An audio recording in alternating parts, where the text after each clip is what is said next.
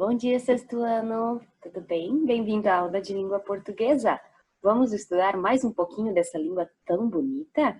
Hoje eu quero a sua ajuda para fazer uma pequena revisão sobre o que é sintagma. Sintagma, a gente estudou que é um conjunto de elementos que tem uma unidade significativa, ou seja, vários elementos que se juntam e que têm um significado e estão dentro de uma frase. O sintagma ele é composto por um núcleo e alguns determinantes, ou então ele pode ser apenas um núcleo. Nós temos dois tipos de sintagma. Temos o sintagma nominal, que o núcleo é um nome, um substantivo, e o sintagma verbal, cujo núcleo é o verbo. Nós estudamos, principalmente agora, o sintagma nominal. A função básica do sintagma nominal é ser o sujeito, é ser a pessoa de quem eu estou falando. O sujeito ele é constituído por todo o sintagma nominal e ele concorda com o verbo, ou seja, o verbo fala do sujeito, o sujeito fala do verbo, um concorda com o outro. Vamos lembrar um pouquinho mais sobre sujeitos. Sujeito é o termo essencial da oração. Você não pode fazer uma oração sem ter um sujeito de quem você está falando. Trata-se do elemento que pratica ou sofre ação, e quando a gente quer identificá-lo, nós fazemos uma pergunta ao verbo, Quem? De forma imediata, o verbo vai te responder. Neste exemplo, aí você tem: a pequena Aurora brincava feliz com seu unicórnio. O verbo é brincava. Você pergunta ao verbo quem brincava? A resposta é a pequena Aurora. Ele te dá a resposta quando você pergunta. Agora, não existe apenas um tipo de sujeito. Nós estudamos que existem vários tipos de sujeito. Nós temos o sujeito em relação ao núcleo, que é o sujeito simples, quando tem um único núcleo, ou um sujeito composto, quando tem dois ou mais núcleos. Então, a pequena Aurora é um sujeito simples, apenas um núcleo. Se fosse a pequena Aurora e o seu irmãozinho, seria dois núcleos e aí seria composto. Agora, existe também sujeito quando não tem a possibilidade de identificar. Nós temos o sujeito oculto, quando não está escrito como ali, a pequena Aurora, não está escrito. Mas, pela terminação verbal, eu consigo definir quem é.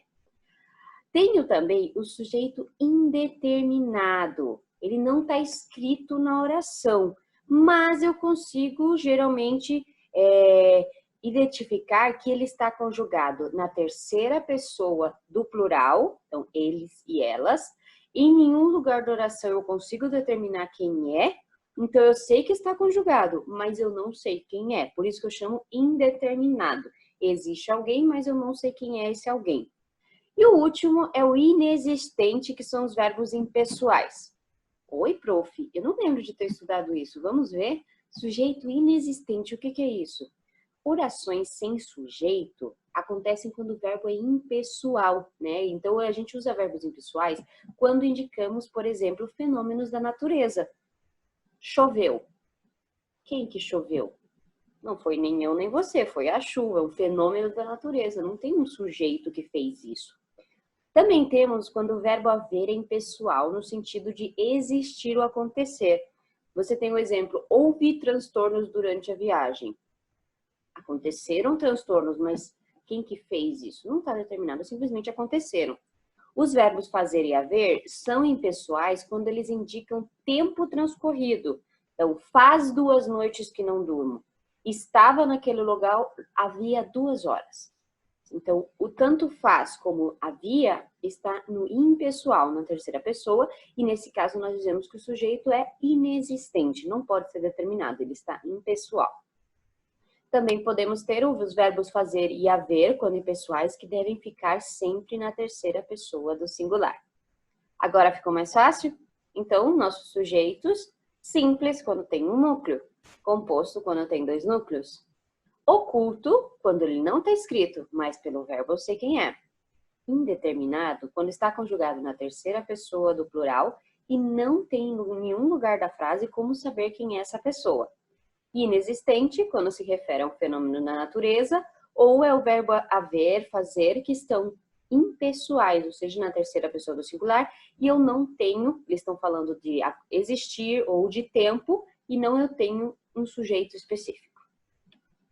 Agora, vamos ver os exemplos. Simples, então, um núcleo, Eu ouvi uma bela canção. Quem é o núcleo? Eu. Composto tem que ter 2 ou mais núcleos. Eu e meu namorado ouvimos uma bela canção. 2. Eu e meu namorado. Agora, oculto, eu vou pela desinência verbal. Pode ser uma das pessoas. Ouviu uma bela canção. Tá escrito quem que ouviu? Não, mas ouviu, ele está conjugado em ele ou ela. Eu sei que é a terceira pessoa. Indeterminado, eu vou pela desinência verbal em eles e elas, mas eu não tenho nenhuma referência na frase. Ouviram uma bela canção. Quem que ouviu? Não sei. E inexistentes são os verbos impessoais. Há dias não ouço uma bela canção. Há dias. Tempo, e eu não tenho ali nenhuma desinência de pessoa. Antes da gente terminar nossa revisão, vamos fazer um pequeno exercício? Você tem aqui os sujeitos: composto, oculto, sem sujeito, indeterminado e simples. Sem sujeito é o inexistente. Vamos tentar definir. Choveu muito ontem à noite. Choveu é um fenômeno da natureza, é impessoal. Então, eu vou dizer que esta frase é uma oração sem sujeito, é inexistente. Cantar faz bem para a alma. Cantar faz bem. Faz.